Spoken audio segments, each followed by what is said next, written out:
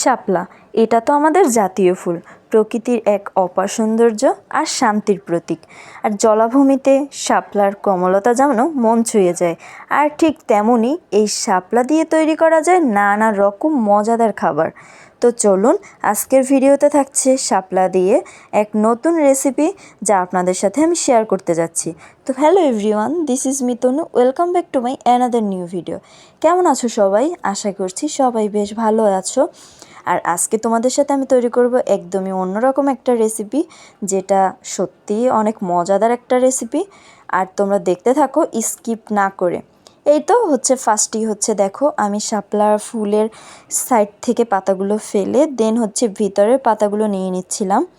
আর শাপলার একটা বিশেষ গুণ, সেটা কোনো অংশই ফেলে দিতে হয় না, সব অংশ দিয়েই খাওয়া যায়। আর এত বেশি মজা হয় এই খাবারগুলো খেতে, যা ধারণার বাইরে। তা তো তোমরা কম বেশি সবাই জানো। আর এই পাতা দিয়ে শুধু বড়াই নয়, অন্য আইটেমও খাওয়া যায়, যেগুলো তোমাদের সাথে আমি পরবর্তীতে হয়তো কোনো এক ভিডিওতে শেয়ার করব। তো যাই হোক, চলো আজকের রেসিপিটি তোমাদের সাথে আমি শুরু থেকে শেষ অবধি শেয়ার করছি, তোমরা অবশ্যই সাথে থেকো। এই রেসিপিটি আজকে আমি ফার্স্ট টাইম ট্রাই করব, আর এর জন্য আমি অনেক বেশি এক্সাইটেড ছিলাম যে কীরকমের কী টেস্ট হবে না হবে। তো চলো দেখতে দেখতে এই যে পাতাগুলো আমি নিয়ে নিয়েছি। এখন এটাকে ভালোভাবে ধুয়ে নিতে হবে। আর হ্যাঁ, এটা কিন্তু পোকরা পাতাগুলো ফেলে দিতে হবে।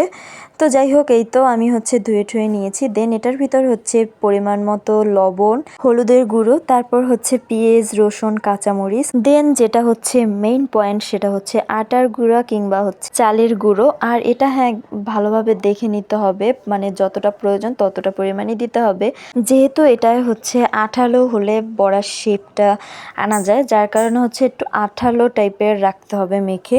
তো এটাকে মা ভালোভাবে ম্যারিনেট করে রাখছিল। আর তারপরে এই তো ফাইনাল লুক, এই যে মার একদম মাখাটা ডান। এখন এগুলোকে গোল গোল শেপ করে দেন কড়াইতে গরম তেল দিয়ে দেন এটাকে দিয়ে দিতে হবে। এই যে এক পাশ একদমই অলরেডি ডান। আর এখন আস্তে আস্তে ভেজে নিতে হবে অন্য সাইডও, ঠিক অল্প আছে ভাজলে ভিতরটা নরম থাকবে না, একদম পারফেক্টলি হয়ে যাবে। তো এই তো আস্তে আস্তে করে ভেজে নিতে হবে। আর আপনারা অবশ্যই এটা ট্রাই করবেন বাসায়। এটা ডালই নয়, শুধু বোম্বাই মরিচ দিয়েও যদি আপনি খান, তাহলে তো জাস্ট অসাধারণ লাগে এটা খেতে। আর আজকের এই রেসিপিটা যদি আপনাদের ভালো লাগে, অবশ্যই লাইক কমেন্ট শেয়ার করে পাশে থাকবেন। তো আজকের মতো টাটা।